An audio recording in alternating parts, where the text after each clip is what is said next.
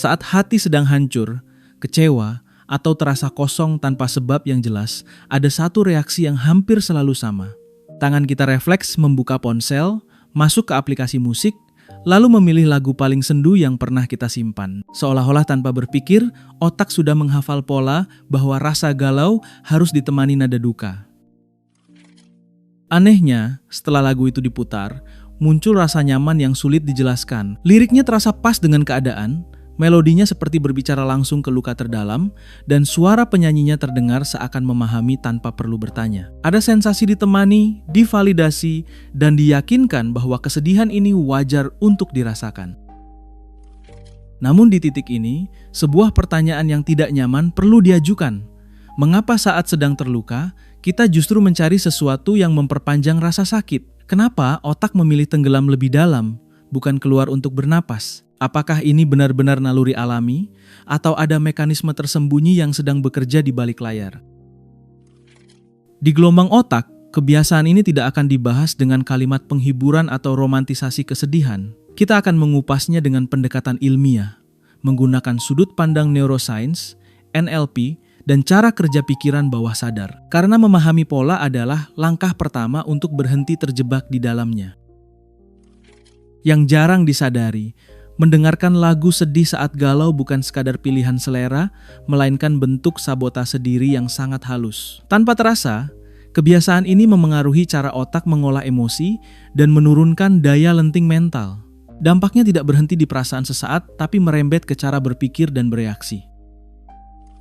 Masalahnya, bagian otak paling primitif tidak mampu membedakan antara kesedihan nyata dan kesedihan hasil rangsangan musik. Bagi sistem saraf, tangisan karena kejadian hidup dan kesedihan yang dipicu lagu menghasilkan sinyal biologis yang hampir identik. Tubuh merespon seolah semuanya benar-benar sedang terjadi.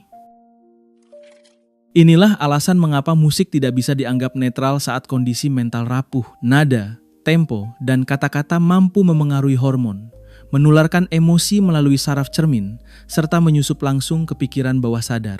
Semua ini bekerja otomatis, tanpa perlu persetujuan sadar dari kita.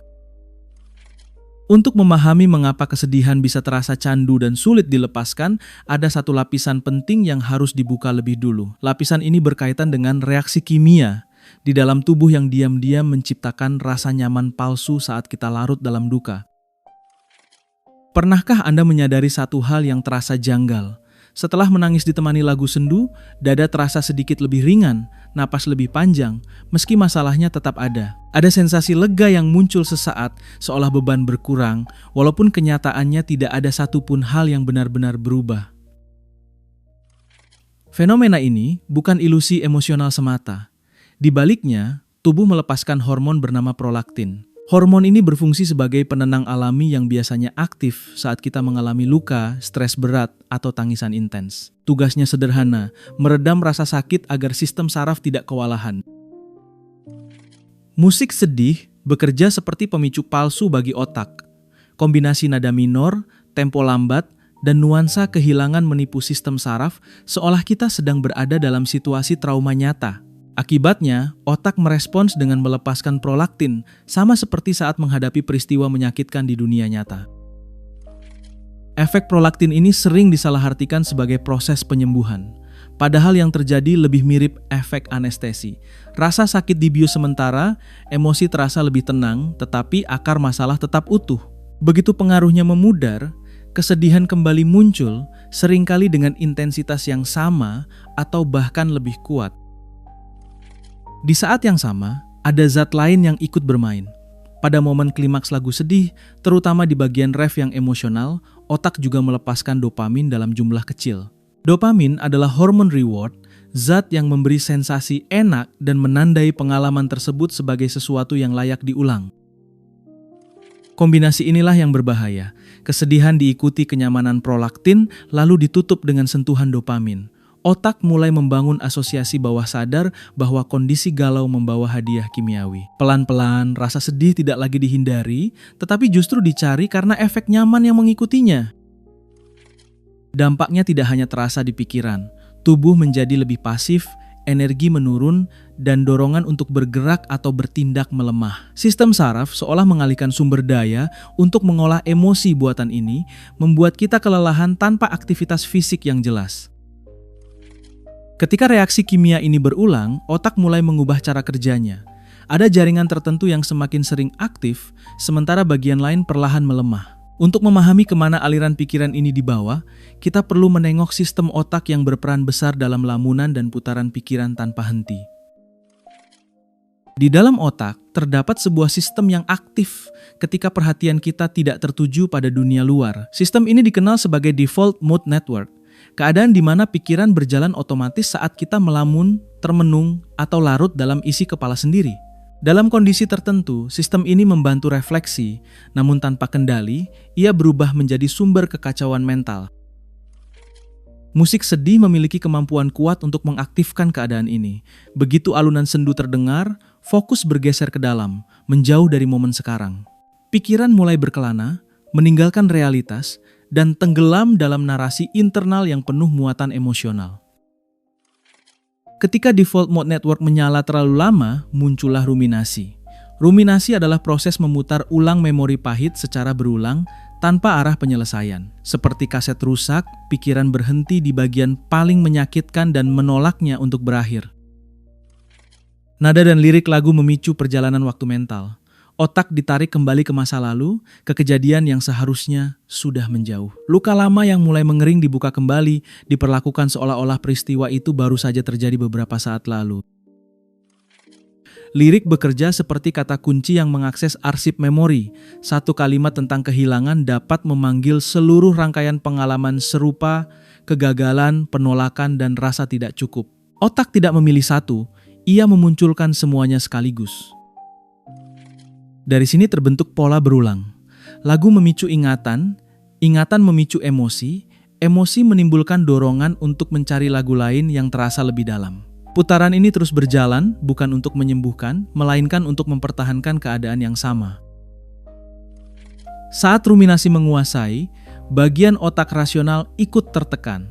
Kapasitas berpikir jernih menurun dan fokus berpindah dari pencarian solusi menuju pengulangan pertanyaan tanpa jawaban. Energi mental habis untuk bertanya mengapa, bukan menentukan langkah. Dalam kondisi ini, emosi yang muncul tidak lagi murni berasal dari dalam diri. Ada pengaruh eksternal yang menyusup dan diperkuat oleh sistem empati otak. Untuk memahami bagaimana perasaan orang lain bisa terasa seperti milik sendiri, ada mekanisme saraf yang perlu diperhatikan lebih dekat. Di dalam otak manusia terdapat jaringan khusus yang berfungsi meniru apa yang dirasakan orang lain. Jaringan ini dikenal sebagai mirror neurons, sistem saraf yang membuat kita mampu merasakan emosi tanpa perlu mengalami kejadian yang sama secara langsung. Inilah dasar biologis dari empati dan keterhubungan emosional. Saat berhadapan dengan musik, sistem ini bekerja dengan cara yang sangat halus. Getaran suara, tarikan napas penyanyi, dan warna emosi dalam nada secara otomatis ditangkap dan ditiru oleh otak. Tanpa disadari, pola emosi tersebut dijalankan sebagai pengalaman internal di dalam diri kita. Fenomena ini disebut emotional contagion, penularan emosi. Kita tidak hanya mendengar kesedihan, tetapi menyerapnya. Perasaan berpindah dari sumber suara ke sistem saraf pendengar, lalu hidup sebagai sensasi emosional yang terasa personal dan nyata. Ketika kondisi mental sedang rapuh, mekanisme ini menjadi sangat berbahaya. Daya tahan emosional sedang rendah, namun otak justru dibebani emosi tambahan yang berasal dari luar diri. Beban ini mempercepat kelelahan mental dan memperdalam rasa terpuruk. Keadaan ini menyerupai seseorang yang sedang berjuang di air dalam. Alih-alih mencari alat bantu, ia justru memeluk beban yang terasa akrab. Emosi dari lagu sedih memberikan rasa familiar, meski sebenarnya mempercepat tenggelamnya kondisi psikologis. Tubuh ikut menyesuaikan diri dengan emosi yang ditiru. Detak jantung melambat, napas menjadi lebih berat, dan postur cenderung mengerut mengikuti tempo musik. Respon fisiologis ini mendorong sistem saraf masuk ke mode pasif yang identik dengan suasana depresif. Di titik ini, perbedaan antara empati dan identifikasi mulai kabur. kita tidak lagi sekadar memahami kesedihan sebagai ekspresi seni, melainkan menyatu dengan peran korban di dalamnya. Narasi lagu berubah menjadi narasi diri. Jika keadaan ini terus diulang, otak akan menyesuaikan dirinya dengan pola emosi yang sering diaktifkan. Penyesuaian ini tidak hanya bersifat sementara, tetapi perlahan membentuk ulang jalur saraf yang mengatur respons emosional jangka panjang. Otak manusia bukanlah struktur yang kaku. Ia terus berubah mengikuti apa yang paling sering dipikirkan, dirasakan, dan diulang. Kemampuan ini dikenal sebagai neuroplasticity, proses di mana jaringan saraf menyesuaikan diri berdasarkan pengalaman yang dominan dalam kehidupan sehari-hari. Di balik proses ini, terdapat prinsip dasar yang mengatur penguatan koneksi saraf. Ketika dua rangkaian saraf aktif bersamaan secara berulang, ikatannya menjadi semakin kuat. Pola yang sering muncul akan diprioritaskan karena otak selalu memilih jalur yang paling efisien. Setiap kali rasa galau direspons dengan memutar lagu sedih, rangkaian emosi, ingatan, dan sensasi tubuh diaktifkan secara bersamaan. Aktivasi berulang ini membuat otak mengenali kesedihan sebagai jalur utama dalam menghadapi tekanan. Perlahan, pola tersebut menjadi otomatis. Pada awalnya, jalur ini terasa sulit diakses, seperti jalan kecil yang jarang dilewati. Namun karena sering digunakan, ia melebar dan dipadatkan. Kesedihan tidak lagi membutuhkan usaha besar untuk muncul, cukup satu pemicu ringan untuk mengaktifkannya. Dampaknya terasa pada ambang emosional. Otak menjadi sangat terlatih untuk memasuki suasana murung. Rangsangan kecil yang sebelumnya tidak berarti kini cukup untuk menjatuhkan suasana hati. Reaksi emosional menjadi lebih cepat dan lebih dalam. Di sisi lain, otak juga melakukan penghematan energi melalui proses yang disebut pemangkasan sinaptik. Jalur yang jarang digunakan akan dilemahkan atau dihilangkan. Jika rasa tenang, harapan, dan optimisme jarang diaktifkan, koneksinya tidak lagi diprioritaskan. Inilah titik kritisnya. Kesedihan yang seharusnya bersifat sementara berubah menjadi kecenderungan yang menetap. Bukan lagi sekadar suasana hati, melainkan pola respons emosional yang membentuk karakter sehari-hari. Untuk memahami bagaimana satu stimulus sederhana dapat mengunci emosi sedalam ini, perlu dilihat cara pikiran memberi makna dan mengaitkan pengalaman. Di sana terdapat mekanisme yang menjelaskan mengapa suara tertentu mampu langsung memicu respons emosional otomatis. Dalam kajian NLP, ada satu konsep kunci yang menjelaskan mengapa emosi tertentu bisa muncul hanya dalam hitungan detik. Konsep ini disebut anchoring, mekanisme di mana satu rangsangan sederhana mampu memicu respons emosional yang kompleks secara otomatis. Anchor terbentuk ketika sebuah emosi kuat dialami bersamaan dengan stimulus tertentu. Otak kemudian mengaitkan keduanya sebagai satu paket. Begitu stimulus itu muncul kembali, emosi yang sama langsung aktif, tanpa perlu proses berpikir sadar. Musik merupakan bentuk anchor auditori yang sangat kuat. Suara dan melodi memiliki jalur langsung ke sistem limbik, pusat emosi otak, tanpa harus melewati filter logika. Inilah alasan mengapa satu intro lagu saja sudah cukup membuat dada terasa sesak. Bayangkan sebuah lagu yang dulu sering diputar di masa penuh luka. Saat lagu itu terdengar lagi, reaksi muncul hampir seketika. Napas berubah, tubuh menegang, dan emosi lama hadir seolah waktu tidak pernah berlalu. Respons ini bersifat refleks, bukan pilihan. Masalahnya, otak tidak membedakan antara masa lalu dan masa kini dalam konteks emosional. Ketika anchor aktif, rasa sakit lama dihadirkan ulang dengan intensitas penuh. Pengalaman tersebut tidak diingat, tetapi dialami kembali. Setiap kali lagu yang sama diputar saat galau, anchor diperkuat. Kesedihan hari ini ditumpuk di atas kesedihan lama, menciptakan beban emosional berlapis. Proses ini membuat luka semakin dalam, bukan semakin sembuh. Inilah alasan mengapa perasaan sulit bergerak maju. Alih-alih memberi ruang untuk pemulihan, anchor tersebut terus menyiram luka yang sedang berusaha mengering. Pikiran terikat pada respons lama yang terus dipanggil ulang. Ketika suara dan emosi sudah terkunci sedemikian rupa, kata-kata yang menyertainya pun ikut menanamkan makna. Ada jalur lain yang bekerja bersamaan, jalur yang menyentuh wilayah sugesti dan penerimaan bawah sadar. Saat seseorang sedang galau dan tenggelam dalam musik, kondisi kesadarannya berubah. Perhatian menyempit, fokus mengarah ke dalam, dan gelombang otak melambat menuju area alfa atau theta. Pada fase ini, pikiran bawah sadar menjadi lebih terbuka, sementara filter kritis dari logika mulai melemah. Dalam keadaan seperti ini, lirik lagu tidak lagi diproses sebagai hiburan. Kata-kata berubah fungsi menjadi sugesti. Setiap kalimat yang didengar masuk lebih dalam, melewati penyaringan rasional, dan langsung berinteraksi dengan pusat emosi serta sistem keyakinan pribadi. Masalahnya, banyak lagu populer menggunakan bahasa yang bersifat absolut dan negatif. Ungkapan seperti tidak bisa hidup tanpa kamu, hancur selamanya, atau aku selalu gagal terdengar dramatis, tetapi bagi pikiran bawah sadar, kalimat ini diterima sebagai pernyataan fakta. Prinsip dasar hipnosis adalah pengulangan. Semakin sering sebuah sugesti diulang, semakin kuat ia tertanam. Ketika lagu yang sama diputar berkali-kali, pesan emosional di dalamnya diprogram ulang ke dalam pikiran, membentuk pola pikir yang konsisten dengan isi lirik.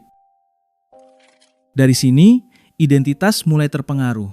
Tanpa disadari, seseorang mulai melihat dirinya melalui kacamata lagu yang ia dengarkan. Peran korban, sosok lemah, atau pribadi yang ditinggalkan perlahan menjadi bagian dari narasi diri yang diyakini. Keyakinan ini kemudian memengaruhi perilaku. Ketika seseorang merasa dirinya hancur, tindakannya cenderung sejalan dengan perasaan itu. Inilah mekanisme self-fulfilling prophecy, di mana sugesti emosional membentuk tindakan nyata yang justru memperkuat luka. Yang membuatnya berbahaya, proses ini berlangsung tanpa disadari. Tidak ada niat untuk menyakiti diri sendiri, namun kebiasaan mendengar lirik tertentu menciptakan bentuk self-hipnosis negatif yang berjalan otomatis di latar belakang pikiran. Agar tidak terjebak lebih jauh, penting untuk meluruskan satu pemahaman yang sering disalahartikan. Tidak semua pelepasan emosi itu sehat, dan tidak semua tangisan membawa kelegaan yang membangun. Seringkali muncul pembelaan yang terdengar masuk akal. Menangis itu katarsis, meluapkan emosi agar lega. Musik sedih dianggap alat bantu untuk membersihkan perasaan yang menumpuk. Di permukaan, argumen ini terasa menenangkan dan seolah ilmiah. Masalahnya terletak pada pemahaman yang keliru. Katarsis yang sehat memiliki ciri jelas, durasinya singkat, dan diikuti rasa lapang. Ada pelepasan, lalu tubuh dan pikiran bergerak menuju keadaan yang lebih stabil, bukan terjebak di titik yang sama. Ketika musik tidak membawa kelegaan, melainkan menahan seseorang di dalam emosi berat, proses itu berubah menjadi toxic wallowing. Bukan lagi membersihkan, tetapi berendam terlalu lama di kolam perasaan yang keruh. Kesedihan tidak mengalir keluar, justru mengendap. Waktu menjadi indikator penting. Jika beberapa menit pertama terasa melegakan, itu masih dalam batas wajar. Namun ketika 1 jam berlalu dan dada justru makin sesak, pikiran semakin gelap, serta dorongan untuk bangkit menghilang, itu adalah sinyal bahaya yang sering diabaikan. Tubuh biasanya memberi tanda lebih jujur daripada pikiran. Mata bengkak berlebihan, kepala terasa berat, nafsu makan menurun, dan keinginan untuk menjauh dari orang lain mulai muncul. Gejala ini bukan tanda pelepasan sehat, melainkan tekanan emosional yang semakin menumpuk. Otak memang cenderung mencari hal yang selaras dengan suasana hati. Fenomena ini dikenal sebagai kecenderungan kesesuaian mood. Namun mengikuti dorongan ini tanpa kendali justru memperkuat kondisi yang sedang ingin diatasi. Disinilah disiplin mental diperlukan. Lagu sedih sering menyamar sebagai teman curhat. Padahal, alih-alih menenangkan, ia kerap bertindak seperti kompor yang meniup bara kecil menjadi api besar. Masalah terasa lebih dramatis, lebih berat, dan lebih sulit dilihat secara proporsional. Agar emosi tidak terus berputar di tempat, dibutuhkan pendekatan yang lebih terarah. Bukan menekan perasaan, tetapi mengelolanya secara bertahap dengan cara yang selaras dengan cara kerja otak. Di titik inilah, strategi berbasis suara dapat dimanfaatkan secara cerdas. Kesalahan umum saat ingin keluar dari galau adalah memaksa diri langsung mendengar lagu yang ceria. Kontras emosi yang terlalu jauh justru ditolak oleh otak. Alih-alih terangkat, muncul rasa asing, tidak nyambung, bahkan penolakan batin yang memperparah keadaan. Pendekatan yang lebih selaras, datang dari dunia terapi musik profesional, dikenal sebagai ISO Principle. Prinsip ini bekerja dengan cara mengikuti kondisi emosi terlebih dahulu, lalu mengarahkannya perlahan menuju keadaan yang lebih stabil dan ringan. Tahap awalnya adalah penyesuaian. Satu lagu bernuansa sedih boleh diputar sebagai bentuk validasi perasaan, bukan untuk berlama-lama. Waktu yang disarankan singkat, cukup beberapa menit agar emosi terasa diakui tanpa ditenggelamkan. Setelah itu, pergeseran dilakukan. Pilihan diarahkan ke musik instrumental atau suara netral tanpa lirik. Tanpa kata-kata, pusat bahasa otak mendapat jeda, memberi ruang bagi sistem saraf untuk menenangkan diri tanpa sugesti tambahan. Barulah tahap pengangkatan dimulai. Tempo musik dinaikkan secara bertahap, ritme menjadi lebih hidup, dan tubuh mulai merespons dengan detak jantung yang lebih seimbang. Perubahan ini membantu suasana hati bergerak naik tanpa paksaan. Alternatif lain datang dari pendekatan berbasis gelombang otak. Binaural beats dengan frekuensi tertentu dapat membantu menenangkan pusat emosi tanpa narasi dramatis. Pendekatan ini bekerja langsung pada sistem saraf, bukan melalui cerita atau lirik. Ketika dorongan mendengar lagu sedih muncul tiba-tiba, gangguan pola dapat dilakukan. Gerakan fisik mendadak, suara alam, atau perubahan posisi tubuh membantu memutus rangkaian otomatis sebelum ia berkembang menjadi spiral emosi. Semua ini akan jauh lebih efektif jika dipersiapkan sebelumnya. Menyusun daftar audio penyangga saat kondisi masih stabil memberi perlindungan ketika emosi turun. Dengan begitu, kendali tetap berada di tangan, bukan diserahkan pada kebiasaan lama. Semua yang telah dibahas mengarah pada satu gambaran besar. Lagu sedih bukan sekadar hiburan netral. Ia memengaruhi hormon, mengaktifkan putaran pikiran, dan membentuk ulang cara otak merespons tekanan. Jika dibiarkan, kebiasaan ini dapat melatih pikiran untuk menetap di kelemahan. Kabar baiknya, kendali itu tidak berada di luar diri. Setiap orang adalah pengatur utama bagi apa yang masuk ke telinganya. Seperti seorang DJ, Anda memegang remote yang menentukan ritme, suasana, dan arah perjalanan mental Anda sendiri. Inilah alasan mengapa selektivitas audio menjadi penting. Apa yang didengar secara berulang akan membentuk kebersihan saraf dan kestabilan emosi. Memilih dengan sadar bukan berarti menolak perasaan, tetapi menjaga agar pikiran tidak tercemar oleh rangsangan yang merusak. Pendekatan yang telah dijelaskan bukan teori kosong. Menerapkannya saat emosi turun dapat memberi pengalaman yang berbeda. Perasaan diakui tanpa diperdalam, lalu diarahkan perlahan menuju kondisi yang lebih tenang dan terkendali. Perlu diingat, galau adalah kondisi sementara.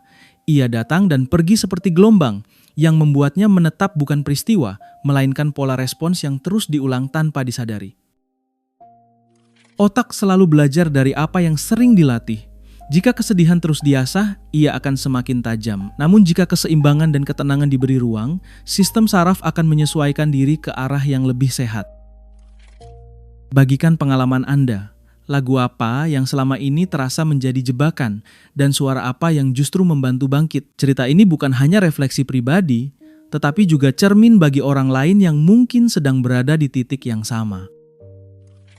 Teruslah menjelajahi pikiran dengan kesadaran. Di setiap gelombang otak selalu ada pemahaman baru yang menunggu untuk ditemukan.